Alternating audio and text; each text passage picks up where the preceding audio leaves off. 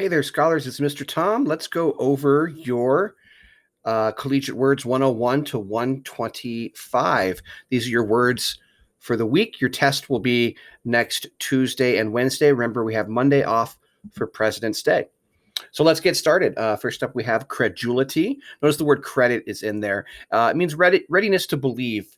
Gullibility. It means you'll give credit to just about anything that you guys hear. Next up, we have deprecate. It's to belittle or to put down. Please do not deprecate our trust by having side conversations during student presentations. Egregious is extremely bad, obviously bad. The foul was so egregious that he was immediately removed from the game. If something is fecund, it is fruitful or fertile. During the Dust Bowl, the once fecund farmlands of the Midwest were barren. Hegemony is domination over others. Shame on those that use their power and privilege to engage in hegemony. Next up, we have impetuous. One that is impetuous is rash. It's hastily done or without thinking. Romeo and Juliet are known for being impetuous. In fact, that is their tragic flaw that destroys them. To impinge is to impact or to affect. It's to make an impression. You will impinge each life you come across. Therefore, be kind and thoughtful with your decisions.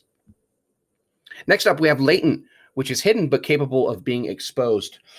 Excuse me. It's there, but it's hidden. We all have myriad latent talents waiting for us to discover with each new experience. Next up, we have malevolence. Notice the word mal is in there, which means bad, volent, almost like violent, bad violence, evil, wanting harm to befall others. Can't think of anyone more malevolent than Osama bin Laden. Well, actually, I can. Moving on, we've got a neophyte, someone who is young or inexperienced. Some of you guys have been driving for a little bit, but you guys are all neophytes at this point.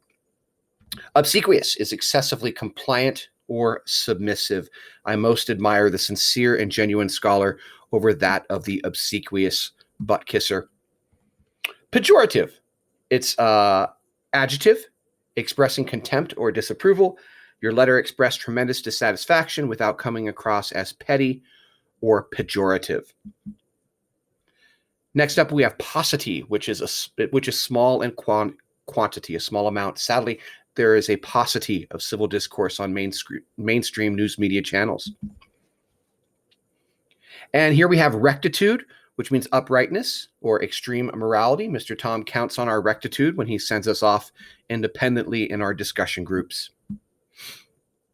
Serendipity, great word. It means luck, finding good things without looking for them. I'm grateful for the serendipity of our being able to learn together. And now we have servile, which means subservient, submissive, like a servant. Though I want you to live a life of service to others, in no way do I want you to live a life in servile fashion. Temerity is audacity or recklessness. It's rashness, boldness, verging on arrogance. I admire most the individuals who have the temerity to choose love over fear. And here we have undulate, which means to move in waves. Grief does not come all at once. It undulates ceaselessly, though with diminishing intensity over time. Variegated is diversified, distinctly marked, and varied. It also means marked with different colors. These here are variegated. It's a variegated hosta plant. One can tell by the variegated nature of its leaves that this is indeed poison ivy. Wizened is dry, shrunken, or wrinkled. Though the grape is wizened, I can assure you that it still makes for a healthy and tasty raisin. Deride is to laugh at mockingly or to scorn. Yes, he said something silly, but there's no reason to deride him for his honest mistake. And implacable, that which is implacable is incapable of being appeased or mitigated or soothed. I would never waste my time working for such an implacable boss. And manifold, similar to variegated, diverse, varied. What I love most about our learning community is its manifold personalities. And now we have acerbic, which means biting or bitter in tone or taste. I'm all for constructive criticism, but such helpful annotations are lost when conflated with an acerbic tone. And finally, we have enervate, which means to weaken or exhaust. You will find if you exercise each day, eat well, and get enough sleep, you will rarely enervate. All right, scholars, that's your words for the week.